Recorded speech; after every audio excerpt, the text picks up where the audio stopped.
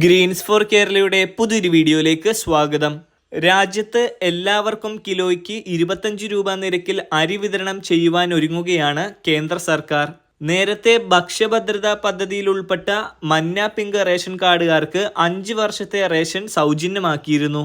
നീല വെള്ള ration കാർഡുകാരായ APL കാർഡുകാർക്കൊപ്പം BPL കാർഡുകാർക്കും ഈ കുറഞ്ഞ നിരക്കിലുള്ള അരി ലഭിക്കും.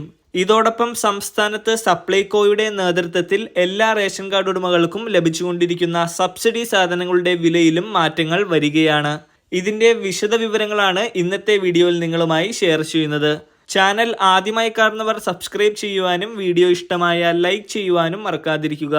കേന്ദ്ര സർക്കാർ അവതരിപ്പിക്കുന്ന ഭാരത് ബ്രാൻഡിലുള്ള അരി ഉടനെ രാജ്യത്തെ വിപണികളിൽ എത്തും. 1 കിലോയ്ക്ക് 25 രൂപ എന്ന കുറഞ്ഞ നിരക്കിലായിരിക്കും ഭാരത് റൈസ് എന്ന പേരിലുള്ള അരി കേന്ദ്ര സർക്കാർ ചില്ലറ വിൽപ്പനയ്ക്ക് എത്തിക്കുക. ഏതാനും മാസങ്ങൾക്കുള്ളിൽ രാജ്യത്ത് ലോക്സഭാ ഇലക്ഷൻ വരാനിരിക്കെ നിരവധി ജനോപകാരപ്രദമായ പദ്ധതികളാണ് സർക്കാർ പ്രഖ്യാപിച്ചുകൊണ്ടിരിക്കുന്നത്.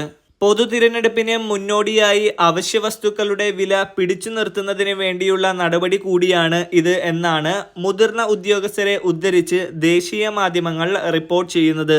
ഇതിനു മുമ്പ് ഭാരത് ആട്ട എന്ന പേരിൽ ഗോതമ്പ് പൊടിയും ഭാരത് ദാൽ എന്ന പേരിൽ പരിപ്പും കുറഞ്ഞ നിരക്കിൽ വിതരണം ചെയ്തിരുന്നു. പിന്നാലെയാണ് ഭാരത് അരിയുമായി പുതുവർഷത്തിൽ കേന്ദ്ര സർക്കാർ എത്തുന്നത്. സർക്കാർ ഏജൻസികളായ National Agricultural Cooperative Marketing Federation of India അഥവാ NAFED, National Cooperative Consumers Federation of India Limited അഥവാ NCCF, കേന്ദ്രീയ ബണ്ടാൽ ഔട്ട്ലെറ്റുകൾ, സഞ്ചരിക്കുന്ന വിൽപ്പനശാലകൾ എന്നിവിടങ്ങളിലാണ് ആദ്യം ഭാരത് റൈസ് ലഭിക്കുക. രാജ്യത്ത് അരിവില കുതിച്ചുയർന്നതാണ് ഭാരത് റൈസ് എന്ന ആശയത്തിലേക്ക് കേന്ദ്ര സർക്കാരിനെ എത്തിച്ചത്. ഇന്ത്യയിലെ അരിയുടെ ശരാശരി ചില്ലറ വിൽപ്പന വില കിലോഗ്രാമിന് 43 രൂപയാണ്. ഇത് മുൻ വർഷത്തേക്കാൾ 14.1% അരിക്ക് വില വർദ്ധിച്ചത്. നേരത്തെ ഭാരത് ആട്ട ബ്രാൻഡിലുള്ള ഗോതമ്പ് പൊടി കിലോയ്ക്ക് 27 രൂപ 50 പൈസ നിരക്കിലും ഭാരത് ദാൽ ബ്രാൻഡിലുള്ള പരിപ്പ് കിലോയ്ക്ക് 60 രൂപ നിരക്കിലുമാണ് സർക്കാർ വിറ്റത്. 2000-ലേറെ വിൽപ്പന കേന്ദ്രങ്ങൾ മുഖേനയാണ് ഇവ വിൽക്കുന്നത്. ഭാരത് റൈസും ഇതേ മാതൃകയിൽ വിൽക്കാനാണ് സർക്കാർ തീരുമാനം. അടുത്ത അറിയിപ്പ് എല്ലാ റേഷൻ കാർഡ് ഉടമകൾക്കും ഉള്ളതാണ്. കാർഡ് ഉടമകൾക്ക് ലഭിക്കുന്ന സബ്സിഡി സാധനങ്ങളുടെ വില ജനുവരിയിൽ സപ്ലൈകോ കൂട്ടും.